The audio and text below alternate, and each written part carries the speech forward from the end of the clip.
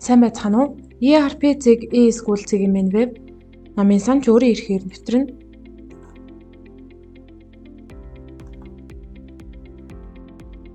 Намын сангийн удирдлага үндэслэлийн намын захиалга дэдсийг сонгоно.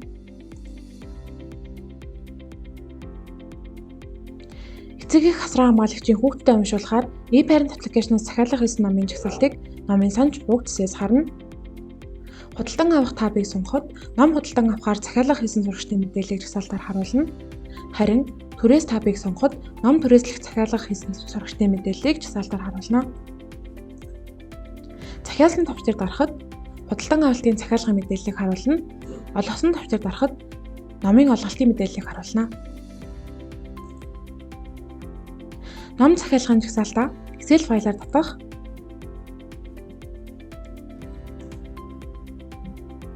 Өөрт хэрэгтэй багнуудаар ялхан харах. Хэвлэх команд өгөх. Эхний мөрд харагдаж буй үзүүлэлтүүдээр хайлт хийх.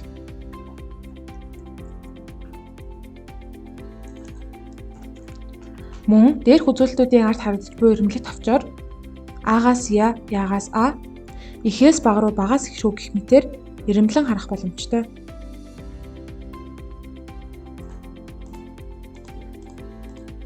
Ном захиалгын дэлгэрэнгүй мэдээллийг харах бол код дээр дарах бөгөөд дэлгэцийн зүүн хэсэгт захиалагч сурагч болон захиалгын мэдээлэл, захиалсан хэсэгт захиалгын төлөв, олгосон хэсэгт захиалгын ном олгосон байдлын тайланг харуулна.